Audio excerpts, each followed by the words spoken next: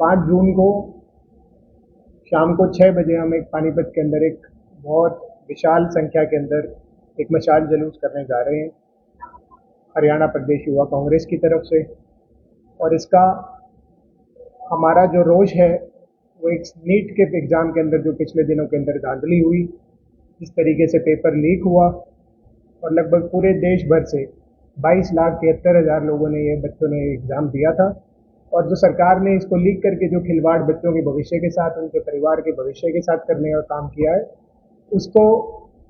उसके विरोध के अंदर हमारा रोष जाहिर करते हुए हम पूरे देश भर के अंदर हमारे यूथ कांग्रेस के प्रदर्शन चल रहे हैं। उसी कड़ी के अंदर कल हरियाणा के अंदर पानीपत जिले के अंदर हम स्काईलार्क से लेके लाल बत्ती चौक तक हजारों की संख्या से पूरे हरियाणा भर से हमारे साथी पहुंचेंगे और खासकर हमारे पानीपत जिले से, करनाल जिले से लोग आकर के पहुंचेंगे और लगभग 3-4 हज़ार हमारे साथी उस मशाल जुलूस के अंदर अपना सम्मिलित होकर और अपना रोष जाहिर करने का काम करेंगे। इस प्रदर्शन के अंदर हमारे यूथ कांग्रेस के जो राष्ट्रीय अध्यक्ष हैं आदरणीय उदय भानु चिब जी, वो पधारेंगे।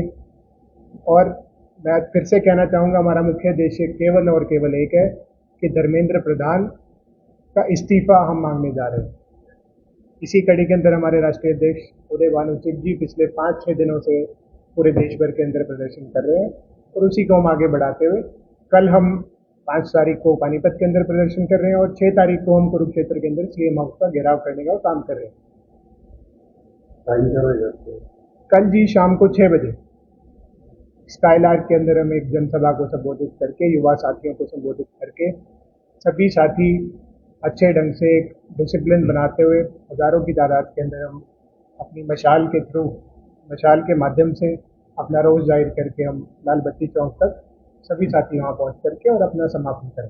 पुलिस के स्टूडेंट हैं या फिर जिस तरह से जिन्होंने नीट का एग्जाम दिया था कैंसिल हुआ, तो कुछ लोग वो भी रहेंगे? जी बिल्कुल, कहीं ना कहीं मैं कहूँगा जो नीट का एग्जाम होता है युवाओं का मुद्दा है, विद्यार्थियों का मुद्दा है। और मैं कहना चाहूँगा जैसे आपके ऊपर ही आप खुद लेकर के देख लीजिए, आपके परिवार के अंदर भी कोई ना कोई बच्चा जरूर होगा जो उस नीट का एग्जाम दे रहा होगा। हमारा भी कोई ना कोई भाई बंधु होगा, हमारे चाचा का बेटा होगा, हमारा खुद का भाई होगा। तो इस लगभग 22 लाख लोग इस पूरे नीट के एग्जाम के लीक से पूरे देश के अंदर इफेक्टेड है। इसका मतलब है कि 22 लाख परिवार इफेक्टेड है। लगभग 6 बच्चों ने पूरे देश भर के अंदर सुसाइड करने का काम किया। हमारे राष्ट्रीय अध्यक्ष जी कुछ जगह पर खुद भी जा करके आए। लगभग उन सभी परिवारों से, 6 के 6 परिवारों से हमारे नेता विपक्ष राहुल गांधी जी ने भी फोन पर करके बात करने की कोशिश करी और जो भी उनकी मदद कर सकते थे। देखो, ऐसी दुख की घड़ी के अंदर जहाँ 6 बच्चों ने सुसाइड किया हो, 22 लाख परिवारों के, क्योंकि जब एक नीट का एग्जाम कोई बच्चा प्रिपेयर करता है तो वो अकेला तैयारी नहीं करता, उसके साथ पूरा परिवार जुड़ता है। लाखों की फीस दे करके बच्चा उसको कोचिंग पे भेजते हैं और जब पता लगता है एक गरीब परिवार जो लोन उठा करके कुछ ना कुछ अपना बेच करके बच्चे को तैयारी कराता है कि कल को उसका भविष्य सुधरेगा, उनके परिवार का भविष्य सुधरेगा, लेकिन उसको पता क्या लगता है कि धर्मेंद्र प्रधान ने वो पेपर लीक कर दिया। और आपको आश्चर्य होगा जान करके 20-20 हज़ार रुपये में केवल वो पेपर बिकने का काम हुआ। राजस्थान से उसकी शुरुआत हुई। और अब ये कहना चाहेंगे कि अब आप देखेंगे कल को इन्होंने एक सीबीएसई का जो अपना चेयरमैन थे उनकी भी बदली करने का काम किया। इसी तरीके से एनटीए के चेयरमैन को भी बदलने का काम किया। लेकिन जो मुख्य इसका आरोपी है, जो हमारे देश के शिक्षा मंत्री हैं धर्मेंद्र प्रधान जी, उनको बचाने के लिए ये छोटे मोटे मोहरों को इधर उधर करने का काम कर रहे हैं। और उनके भी आप चेक करेंगे तो उनके डिपार्टमेंट बदल रहे हैं। शिक्षा विभाग से निकाल के एक आदमी को, एक अफसर को आपने कृषि विभाग में भेज दिया।